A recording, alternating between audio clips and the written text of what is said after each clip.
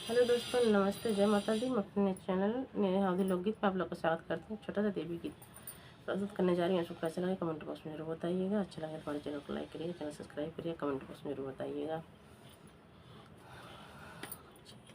ऊंचाई पहाड़वा माई के मने भावई हो, ऊंचा पहाड़वा माई के मने भावई हो। बेला चमेली माई के नहीं भावई हो, बेला चमेली माई के नहीं भावई हो। ई अड़हुल फूलवा माई के मने भावई हो, ई अड़हुल फूलवा माई के मने भावई हो।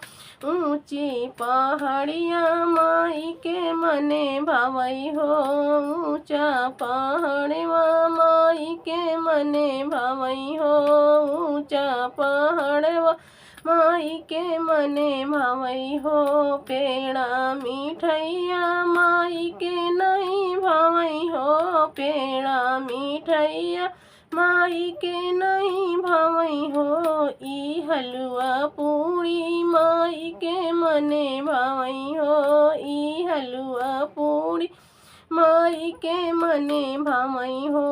ऊंचा पहाड़वा माई के मने भावई हो, ऊंचाई पहाड़वा माई के मने भावई हो।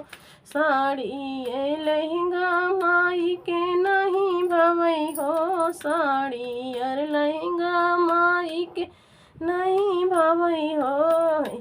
यही ललकी चुनरिया माई के मने भावई हो, ललकी चुनरिया माई के मने भावई हो। ऊंचा पहाड़वा माई के मने भावई हो, ऊं पहाड़वा के मने भावई हो। ऊंचा पहाड़वा माई के मने भावई हो, ऊंचा पहाड़वा माई के मने भावई हो।